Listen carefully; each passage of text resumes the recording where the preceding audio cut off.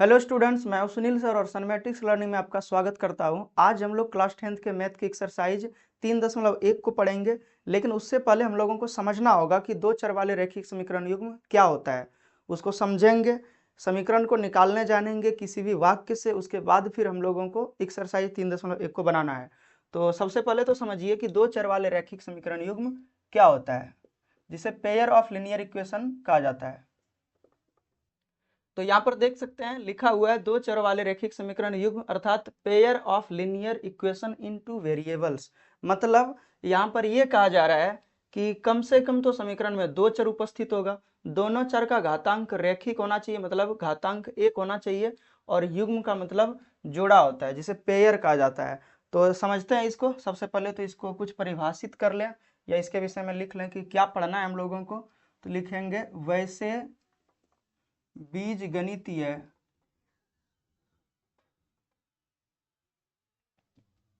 समीकरण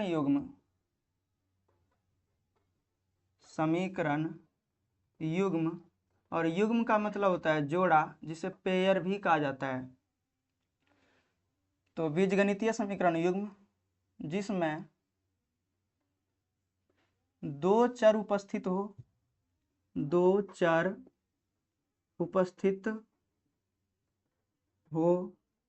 और चर का घातांक एक हो। दो चरों वाले रैखिक समीकरण युग्म कहलाते हैं।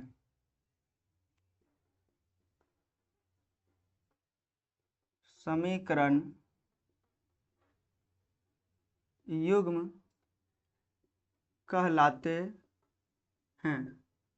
ध्यान देने वाली बात है, इसमें जो भी चीजें लिखा हुआ था ये हेडलाइन में, उसी चीज को हम लोग यहाँ पे रिप्रेजेंट करने का कोशिश किए हैं, और अच्छे से आपको ये समझ में भी आ जाएगा कि किस चीज के विषय में हम लोग बात कर रहे हैं। मतलब ये बीजगणितीय समीकरण है, तो बीजगणितीय समीकरण का मतलब क्या होता है कि ये गणित का भाग है।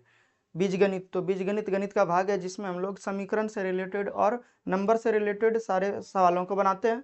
तो इसीलिए ये भी जो अध्याय है ये बीजगणित का ही पार्ट है, इसीलिए बोला गया बीजगणितीय समीकरण। ठीक है। और युग्म का मतलब होता है जोड़ा, जिसमें दो चर उपस्थित होगा, एक्स एंड वाई, जैसे एक्स और वाई दो गो उपस्थित हो, और दूसरा चीज क्या है, दोनों का घातांक यानी कि जो पावर होता है वो एक एक होगा। तो ऐसे ही समीकरण हम लोग पढ़ने वाले हैं। अब उदाहरण एक हम लोग ले लेंगे, वैसा उदाहरण जिसमें हम लोग रियल लाइफ से भी हम लोगों से रिलेटेड यानी कि हो, और उसके बाद फिर ये समीकरण भी समझ में आ जाए। तो आप उदाहरण के तौर पर कुछ इस प्रकार से समझ सकते हैं। मान लीजिए कि आपका दोस्त मार्केट जाता है और वो कॉपी खरीदता है और कलम खरीदता है। एक कॉपी खरीदा और एक कलम खरीदा, और वो कॉपी जो खरीदा है वो 30 रुपए का खरीदा है, और कलम जो खरीदा है, एक कलम, वो 10 रुपए का खरीदा है। लेकिन जब उससे आप पूछते हैं कि कॉपी कितना में खरीदा और कलम कितना में खरीदा, जब वापस घर पर आता है और पूछते हैं आप, तो वो करता क्या है कि आपको सीधा सीधा वो जवाब देता नहीं है कि एक कॉपी का दाम 30 रुपए है और कलम का दाम 10 रुपए है, ऐसे करके बताता ही नहीं है आपको। वो बता देता है क्या कि दोनों मिला करके 40 रुपए में लिए हैं। तो यहाँ पे समझ रहे हैं कि 40 रुपये में लेने का मतलब क्या है कि दोनों का दाम 40 रुपये लग गया। अब आप अनुमान लगाने लगेंगे कि हो सकता है कि 20 रुपये में कलम लिया हो, और हो सकता है कि 20 रुपये में कॉपी भी लिया हुआ टोटल, क्योंकि वो टोटल 40 रुपये खर्च किया, 30 रुपये ये और 10 रुपये ये, तो टोटल 40 रुपये जो खर्च किया है। तो इस तरह से वो सिर्फ बोल दिया कि दोनों मिला करके 40 रुपये में हम लिए हैं, और दोनों का दाम यानी कि 40 रुपये, उसके अलावा कुछ बताता नहीं है पहले। ठीक है। तो हम लोग करेंगे क्या कि एक कॉपी के दाम को हम लोग x मान लेंगे और एक कलम के दाम को y मान लेंगे। तो इस स्थिति में हम लोगों को क्या करना है, यहाँ पर लिख देंगे जैसे एक कॉपी और एक कलम का मूल्य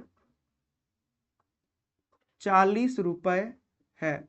यही सेंटेंस आपको आपका दोस्त बताता है, इसके अलावा पहले कुछ नहीं बताता है। और जब पूछेंगे उसको फोर्सफुली तो उसके बाद फिर और बताएगा वो, लेकिन निकाल लेंगे हम लोग बिना दाम बताए। वो 30 रुपए और 10 रुपए नहीं बताएगा मैं। ठीक है। अब देखिए यहाँ पर कि एक कॉपी है तो x रुपए कॉपी का लग गया, और एक कलम है तो y रुपए कलम का लग गया, और दोनों को मिला के बोला है क्या है 40 रुपए। अब आप यहाँ से यही बोल रहे थे कि अनुमान लगाने लगिएगा, मतलब हो सकता है कि ये 20 का हो तो ये भी 20 का होगा, 20 20 40 हो गया। हो सकता है कि ये 10 का हो, ये 20 30 का हो तो ये हो गया 40 रुपए। हो सकता है कि ये 5 का हो तो ये 35 का हो जाएगा। लेकिन यहाँ पे अनुमान ही लगा सकते हैं, एग्जैक्टली वैल्यू नहीं बता पाइएगा। अब करना क्या है आपको कि और जब उससे पूछे तो और पूछने के बाद क्या बताया कि कॉपी और कलम के मूल्य का अंतर 20 रुपए है। अब ये बात ये बोल दिया, ठीक है, कॉपी और कलम के मूल्य का अंतर 20 रुपए है, तो 20 रुपए है तो हम लोग अंतर देखेंगे। अब मान लेते हैं कि बड़ा होगा अगर कॉपी का मूल्य तो x में हम लोग y को घटा लेंगे, अंतर मतलब घटा होता है, तो कॉपी के मूल्य में कलम के मूल्य को जब घटाएंगे तो बोल रहा था 20 रुपए है, तो 20 रुपए लिख देंगे।